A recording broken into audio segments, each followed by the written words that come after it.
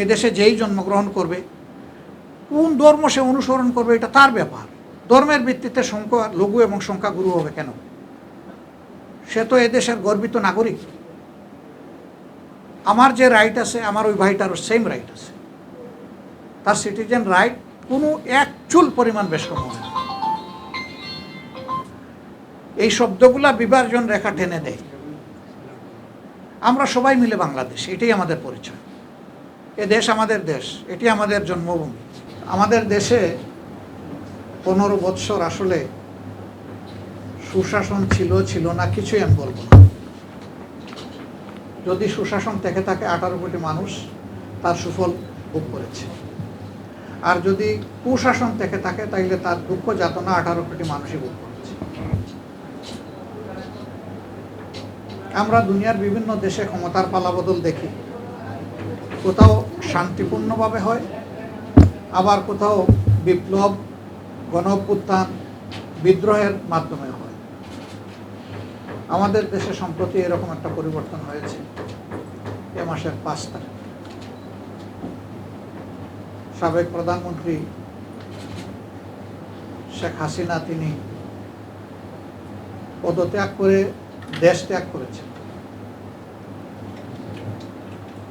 পদত্যাগ করার পরে তিনি দেশে থাকতে পারলেন না কেন? তার জবাব তিনি ভালো দিতে পারবেন। এই নিয়ে আমরা কোনো গবেষণা করতে চাই না, গবেষণার কোনো প্রয়োজন নেই। এই ধরনের একটা সামগ্রিক প্রেক্ষাপটে আমাদের আশঙ্কা ছিল সকল সমাজেই ভালো মানুষ যেমন আছে, দুষ্ট মানুষও বসবাস করে। এই দুষ্ট লোকগুলো পরিবর্তনের সময় বিভিন্ন সুযোগের সন্ধানে থাকে এবং তখন মানুষের যে 3টা মৌলিক সম্পদ, তার জীবন, তার ইজ্জত এবং তার সম্পদ, এই সম্পদ এই 3টার উপরেই আঘাত দেয় যেভাবে পারে। আমরা একটা দায়িত্বশীল সংগঠন হিসাবে আমরা অনুভব করেছিলাম যে এই ক্ষেত্রে আমাদেরকে কিছু দায়িত্বশীল ভূমিকা পালন করতে হবে। ডিজাইন, এলিগেন্স, বিউটি, সেরা পণ্য সবার জন্য জেভিকো। অবভিয়াসলি আমাদের দেশে ধর্মীয় দিক থেকে মুসলমানদের পরেই হচ্ছে হিন্দুদের অবস্থান সংখ্যার দিক থেকে, তারপরে বোধহয় আপনাদের অবস্থান হবে, এরপরে খ্রিস্টান ধর্মাবলম্বী। এটা আমার ধারণা। তো যেহেতু তারাই ধর্মীয় দিক থেকে মুসলমানদের পরে তাদের অবস্থান, এবং এইখানেও ভালো মন্দ কিছু মানুষের তৎপরতা অতীতেও আমরা লক্ষ্য করেছি। এই জন্যে ডে বিগিনিং আমরা আমাদের কর্মীদেরকে নির্দেশ দিয়েছিলাম যে তোমরা লাঠি হাতে প্রত্যেকটা মন্দিরের সামনে বসে যাও এবং মন্দিরের চতুর্দিকে পাহারা বসাও। কোনো দুষ্কৃতিকারী যদি কোনো কিছু করতে আসে তাহলে তোমাদের শরীর এবং জীবনের উপর দিয়ে তাকে করতে হবে। তোমরা চ্যালেঞ্জ করবা এবং কাউকেই সুযোগ দেবা না। সারা বাংলাদেশে আমাদের কাছে এমন কোনো তথ্য নাই যে কোনো মন্দির ভাঙচুর হয়েছে বা লুণ্ঠন হয়েছে, কিন্তু পারিবারিক কিছু উপাসনালয় আছে বিভিন্ন জায়গায়, যেখানে একটা দেশ জাতি যখন থাকে, রাজনীতি যখন থাকে, তখন মানুষের রাজনীতি বা দল চয়েস করার তার স্বাধীনতা থাকে। আওয়ামী লীগ সব ধর্মের মানুষ সমর্থন করতে পারে, করে, বাস্তবতা এটা। বিএনপি করে, আমাদের দলেও কম বেশি সবাই করে, কম হোক বেশি হোক। তো সেই অ্যাক্টিভিস্ট যারা বিভিন্ন দলের রাজনৈতিক কর্মী বা নেতা, এরা অনেক সময় তারা তাদের রাজনীতির পরিচয়ে যখন ক্ষমতায় থাকেন তখন সীমালঙ্ঘন করে। এটা যেই যখন জানে এই সীমালঙ্ঘন আমাদের দেশে হয়, এটা বাস্তবতা। এই সীমালঙ্ঘনকারীরা অনেক সময় মানুষকে কষ্ট দেয়, মানুষের অধিকার হরণ করে, কেড়ে নেয়। এর ভিত্তিতে যদি কোনো মানুষ ক্ষুব্ধ হয়ে তার উপর কিছু করে, এটাকে ধর্মীয় রং দেওয়ার কোনো সুযোগ নেই।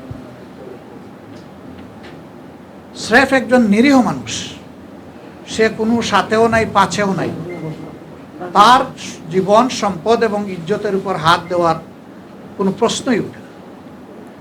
অবশ্যই কেউ যদি রাজনীতির অপচর্চা করে, কোনো অপরাধ করে, তার ক্ষেত্রেও আইন হাতে তুলে নেওয়া উচিত নয়। সেইখানেও দায়িত্বশীল নাগরিকের পরিচয় দেওয়া দরকার। কিন্তু সকল সমাজেই কিছু বিশৃঙ্খলাবাদী থাকে, তারা শৃঙ্খলা মানে না বলেই তো কোর্ট, আদালত এবং জেল। এদেরকে আইনের আওতায় আনতে হয় সময় নিয়ে। তো এবারকার এই পরিবর্তনের সাথে সাথে 4-5টা দিন আমরা লক্ষ্য করেছি বিভিন্ন জায়গায় কিছু অস্থিরতা, এই ধরনের কিছু অপকর্ম হয়েছে। কিন্তু আমরা আমাদের জায়গা থেকে বারবার খুব শক্ত সতর্কবাণী উচ্চারণ করেছি এবং আমাদের কর্মীদেরকে বলেছি, নিজে তো করার কোনো প্রশ্নই ওঠে না। তোমাদের সামনে যদি কোনো দুষ্কৃতিকারী করে, তাহলে গ্রামবাসীকে ঐক্যবদ্ধ করে তা প্রতিরোধ করো, এবং যারা করে তাদেরকে আমরা চিনি। আমরা তাদেরকে মেসেজ দিয়েছি, এটা করা ঠিক হবে না, বন্ধ করেন। আমরা এক স্বৈরাচারের হাত থেকে আরেক স্বৈরাচারের হাতে এই দেশবাসী পড়ুক, এটা আমরা চাই না।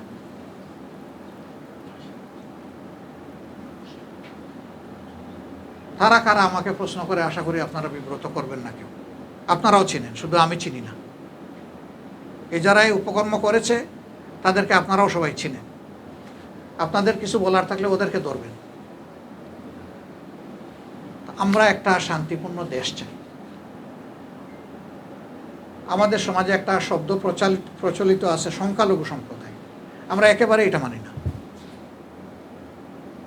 এই দেশে যেই জন্মগ্রহণ করবে, কোন ধর্ম সে অনুসরণ করবে, এটা তার ব্যাপার।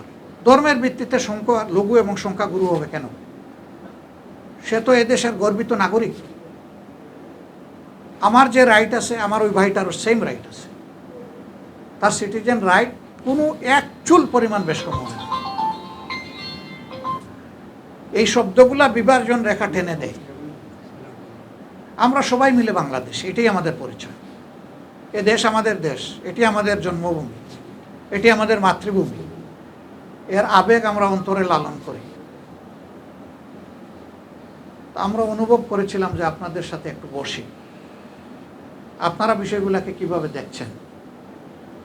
একটা সংগঠন হিসাবে আমরাই বা কী করতে পারি, আমাদের প্রতি আপনাদের প্রত্যাশা এবং পরামর্শ। আপনাদের ইতিমধ্যে কোনো কষ্ট হয়েছে কিনা, আমরা সেই কষ্ট লাঘবে কোনো ভূমিকা পালন করতে পারি কিনা, মূলত এই বিষয়গুলোর জন্যই আজকে আপনাদেরকে কষ্ট দেওয়া। আমাদের দাওয়াত গ্রহণ করে আপনারা এসেছেন, আমরা কৃতজ্ঞ। আশা করি আগামীর পথ চলায় আমরা পরস্পরের পাশে থাকব, সুখেও থাকব, দুঃখেও থাকব। আল্লাহ যেন আমাদেরকে সামর্থ্য দান করেন। আমরা একটা সুখী, সমৃদ্ধ, সুশৃঙ্খল, পারস্পরিক সম্মান এবং মর্যাদার ভিত্তিতে নাগরিকরা বসবাস করতে পারবে, এই ধরনের একটা নিরাপদ দেশ এবং জনপদ চাই। এবং এর জন্য সব দিক থেকে হাত বাড়াতে হবে। আমাদের দলের প্রতি নয়, মাফ করবেন, সমাজের প্রতি। এবং আমরা যেন প্রতিবেশী হিসাবে, একসাথে বসবাসকারী হিসাবে আমরা পরস্পরকে শ্রদ্ধার সাথে অন্তরে ধারণ করি। আমি সম্মান করব মানুষ হিসাবে। আমাদের ধর্ম অনুযায়ী আমরা বিশ্বাস করি যে আমরা এক মায়ের সন্তান, এক বাবার সন্তান, সবাই এখানে যারা উপস্থিত। হযরতে আদমের সন্তান, হযরতে হাওয়ার সন্তান। আমাদের ধর্ম সেটাই আমাদেরকে শিখিয়েছে। কালের বিবর্তনে, ব্যবধানে বিভিন্ন ধর্ম গ্রুপ তৈরি হয়েছে। তাই বলে আমি ভাই অস্বীকার করতে পারবো না, বোন অস্বীকার করতে পারবো না।